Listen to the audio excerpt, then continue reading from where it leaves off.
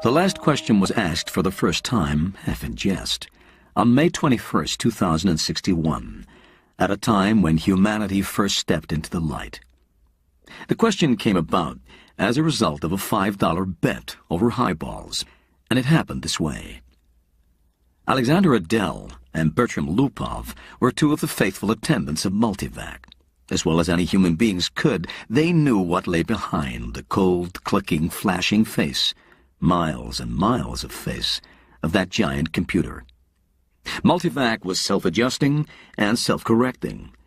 It had to be, for nothing human could adjust and correct it quickly enough or even adequately enough. So Adel and Lupov attended the monstrous giant only lightly and superficially. They fed it data. They adjusted questions to its needs, and they translated the answers that were issued. For decades, Multivac had helped design the ships and plot the trajectories that enabled man to reach the Moon, Mars, and Venus. But past that, Earth's poor resources could not support the ships. Too much energy was needed for the long trips. Earth exploited its coal and uranium with increasing efficiency, but there was only so much of both. But slowly, Multivac learned enough to answer deeper questions more fundamentally, and on May 14, 2061, what had been theory became fact. The energy of the sun was stored, converted, and utilized directly on a planet-wide scale. All Earth turned off its burning coal, its fissioning uranium, and flipped the switch that connected all of it to a small station 1 mile in diameter, circling the Earth at half the distance of the Moon. All Earth ran by invisible beams of sun power. 7 days had not sufficed to dim the glory of it, and Adel and Lupov finally managed to escape from the public functions and to meet in quiet, where no one would think of looking for them, in the deserted underground chambers where portions of the mighty buried body of Multivac showed. They'd brought a bottle with them, and their only concern at the moment was to relax in the company of each other and the bottle. "It's amazing when you think of it," said Adele. His broad face had lines of weariness in it, and he stirred his drink slowly with a glass rod, watching the cubes of ice slur clumsily about. "All the energy we could ever use, forever and forever and forever. Huh." Lupov cocked his head sideways. He had a trick of doing that when he wanted to be contrary, and he wanted to be contrary now. "Not forever," he said. "Oh, hell, just about forever, till the sun runs down, Bert." "That is not forever." "All right, then. Billions and billions of years, 10 billion, maybe. You satisfied?" Lupov put his fingers through his thinning hair, as though to reassure himself that some was still left, and he sipped gently at his own drink. 10 billion years isn't forever. "Well, it'll last our time, won't it?" "So would the coal and the uranium." "All right. But now we can hook up each individual spaceship to the solar station, and it can go to Pluto and back 1,000,000 times without ever having to worry about fuel. You can't do that on coal and uranium. Ask Multivac if you don't believe me." "I don't have to ask Multivac. I know that." "Then stop running down what Multivac's done for us," said Adele, blazing up. "It did all right." "Who says it didn't? What I say is that the sun won't last forever. We're safe for 10 billion years, but then what?" Lupov pointed a slightly shaky finger at the other. "And don't say that we'll switch to another sun." There was silence for a while. Adele put his glass to his lips only occasionally, and Lupov's eyes slowly closed. They rested. Then Lupov's eyes snapped open. "You're thinking we'll switch to another sun when ours is done. Huh? Aren't you?" "I'm not thinking." "Sure you are. You're weak on logic. That's the trouble with you. You're like the guy in the story who was caught in a sudden shower and ran to a grove of trees and got under one. Oh, he wasn't worried, you see, because he figured that when one tree got wet through, he would just get under another one." "I get it," said Adele. "Don't shout. When the sun is done, the other stars will be gone too." "Damn right they will," muttered Lupov. "It all had a beginning in the original cosmic explosion, whatever that was. And it'll all have an end when all the stars run down. Some run down faster than the others. The giants won't last 100 million years. The sun will last 10 billion years, and maybe the dwarfs will last 200 billion for all the good they are. But just give us 1 trillion years, and everything will be dark. Entropy has to increase to a maximum. That's all. I know all about entropy, said Adele, standing on his dignity. The hell you do. I know as much as you. Then you know everything's got to run down someday. It was Adele's turn to be contrary.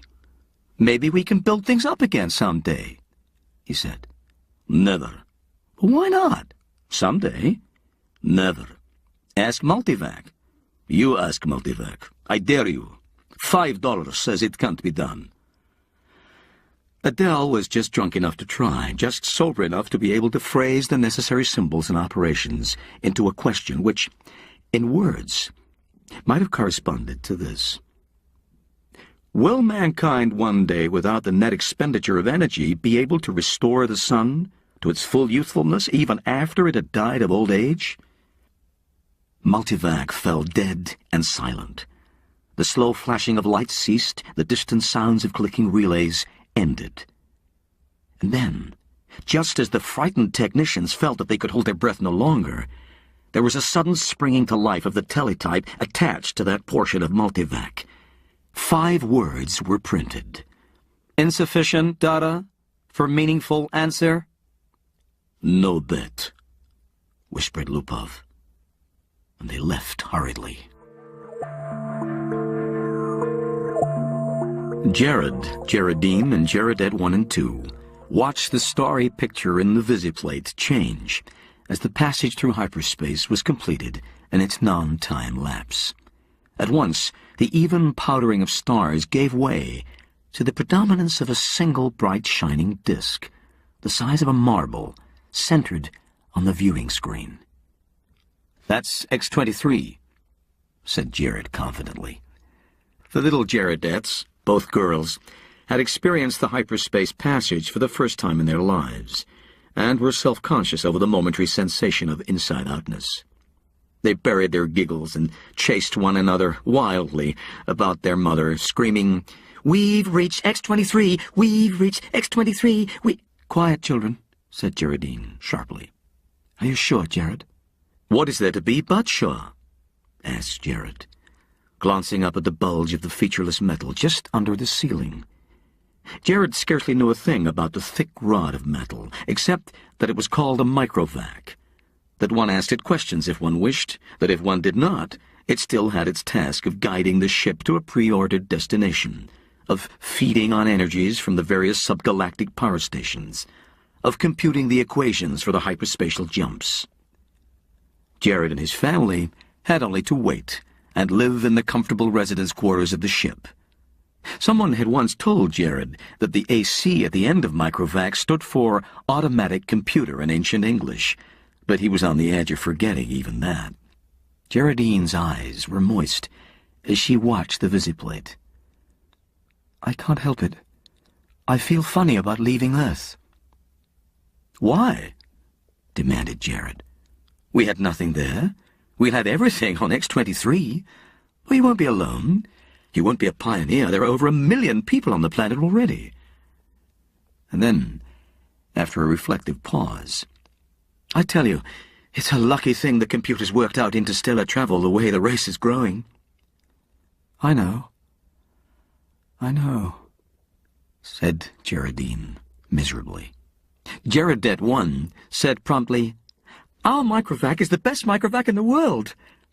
"I think so too," said Jared, tousling her hair. It was a nice feeling to have a microvac of your own, and Jared was glad that he was part of his generation and no other. In his father's youth, the only computers had been tremendous machines, taking up 100 square miles of land. There was only one to a planet. Planetary ACs, they were called, and they'd been growing in size steadily for 1,000 years, and then, all at once, came refinement.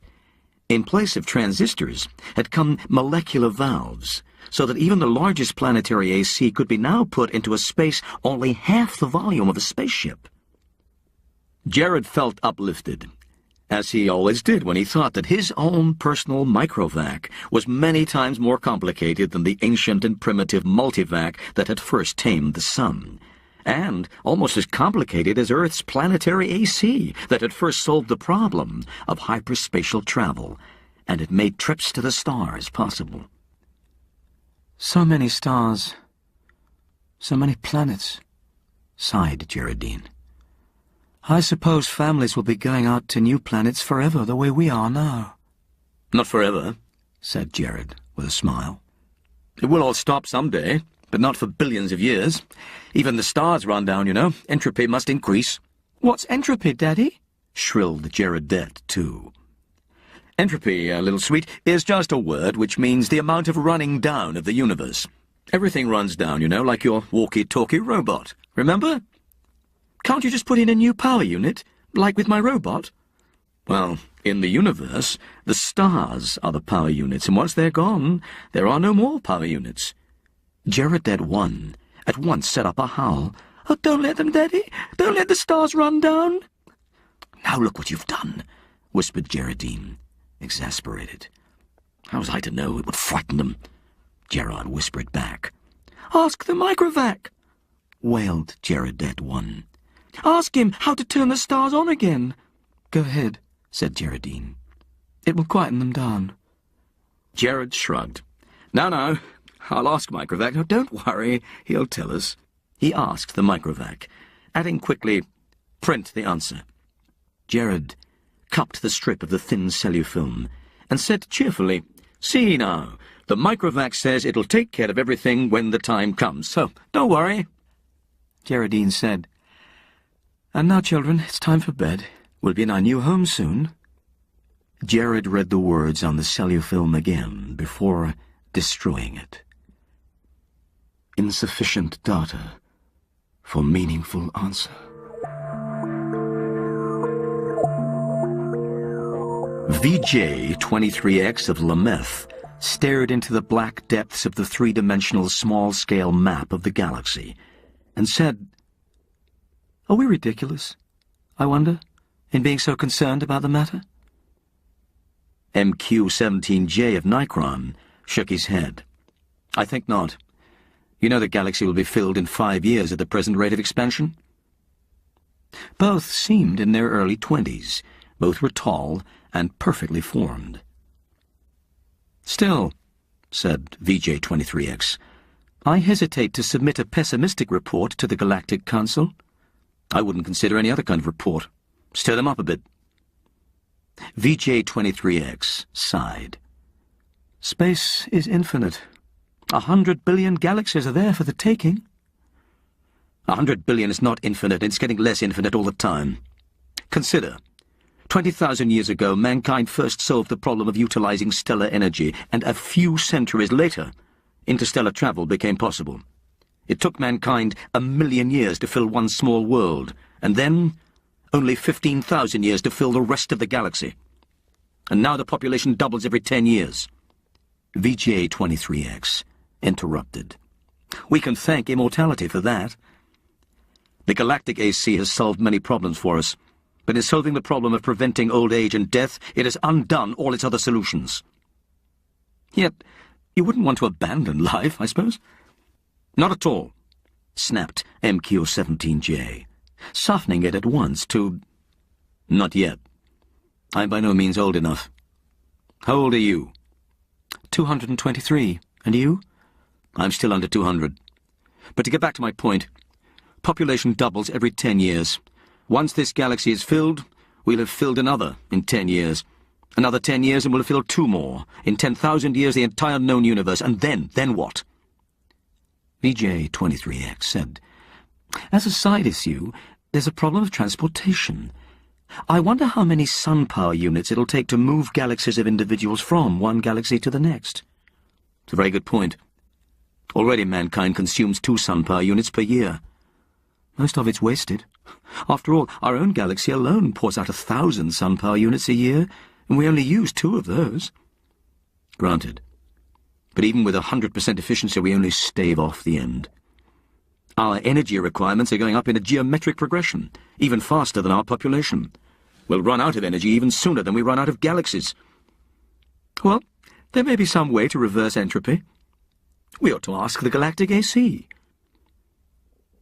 VJ23X was not really serious, but MQ17J pulled out his AC contact from his pocket and placed it on the table before him. "I've half a mind to," he said. "It's something the human race will have to face someday."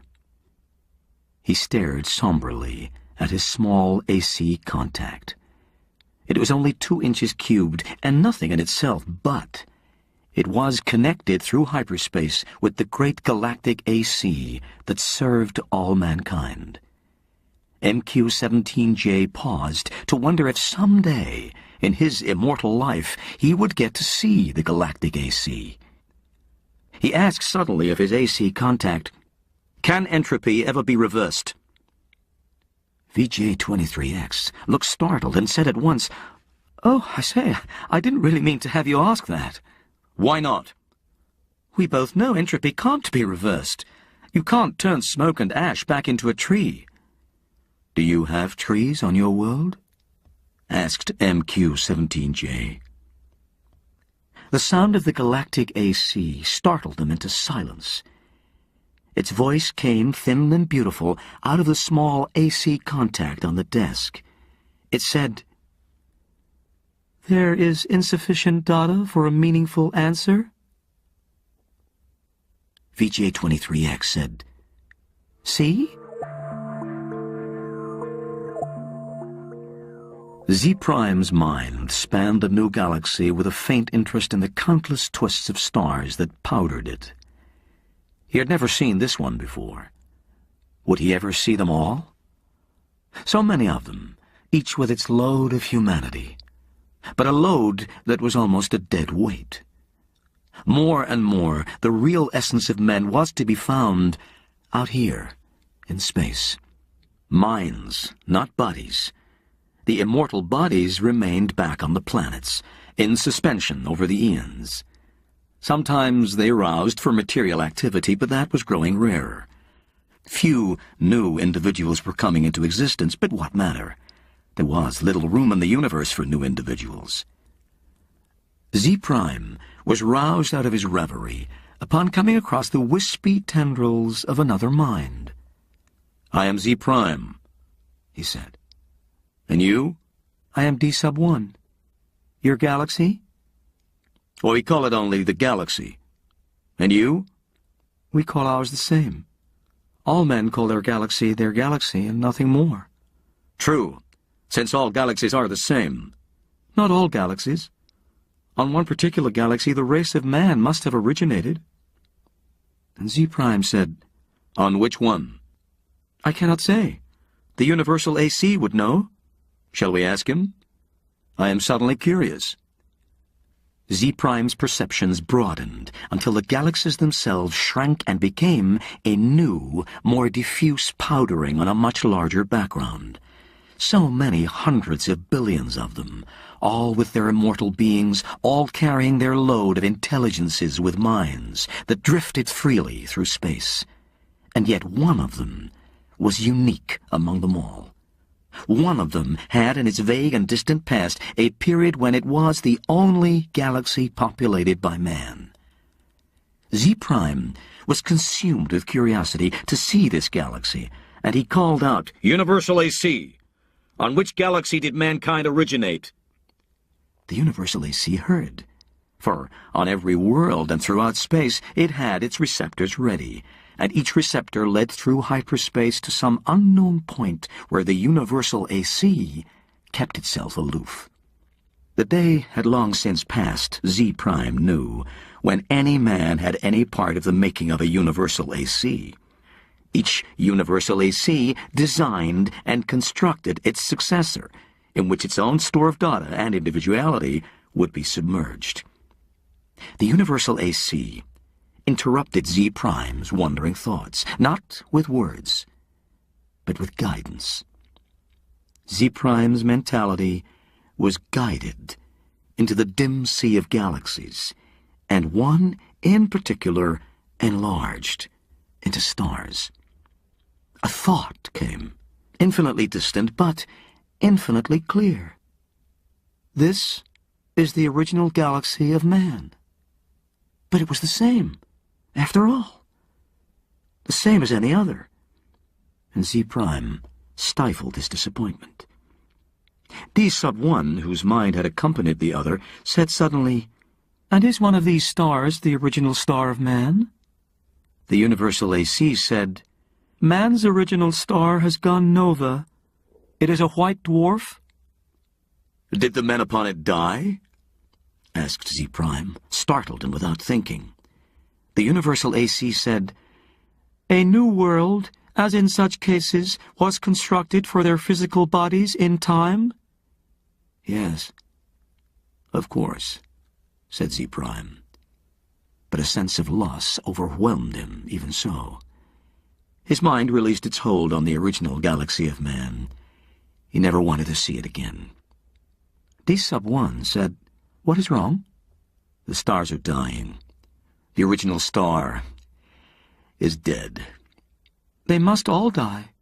Why not?" "But when all energy is gone, our bodies will finally die, and you and I with them." "It will take billions of years." "I do not wish it to happen even after billions of years. Universal AC, how may stars be kept from dying?" And the universal AC answered, "There is as yet insufficient data for a meaningful answer." Z Prime's thoughts fled back to his own galaxy. He gave no further thought to D sub 1, whose body might be waiting on a galaxy 1,000,000,000,000 light-years away, or on the star next to Z Prime's own. It didn't matter. Unhappily, Z Prime began collecting interstellar hydrogen out of which to build a small star of his own. If the stars must someday die, at least some could yet be built. Man considered with himself, for in a way man mentally was one. He consisted of 1,000,000,000,000,000,000,000 ageless bodies, each in its place, each resting quiet and incorruptible, each cared for by perfect automatons, equally incorruptible, while the minds of all the bodies freely melted one into the other, indistinguishable. Man said, "The universe is dying." Man looked about the dimming galaxies. Almost all the stars were white dwarfs. They were fading to the end. And new stars had been built of the dust between the stars, some by natural processes, some by man himself, and those were going, too. White dwarfs might yet be crashed together, and of the mighty forces so released, new stars built. But only one star for every 1,000 white dwarfs destroyed, and those would come to an end, too. Man said, "Carefully husbanded, as directed by the cosmic AC, the energy that is left will last for billions of years." "But even so," said man, "eventually it will all come to an end. However it may be husbanded, however stretched out, the energy once expended is gone, and cannot be restored. Entropy must increase forever to the maximum." Man said, "Can entropy not be reversed? Let us ask the cosmic AC." The cosmic AC surrounded them, but not in space. Not a fragment of it was in space.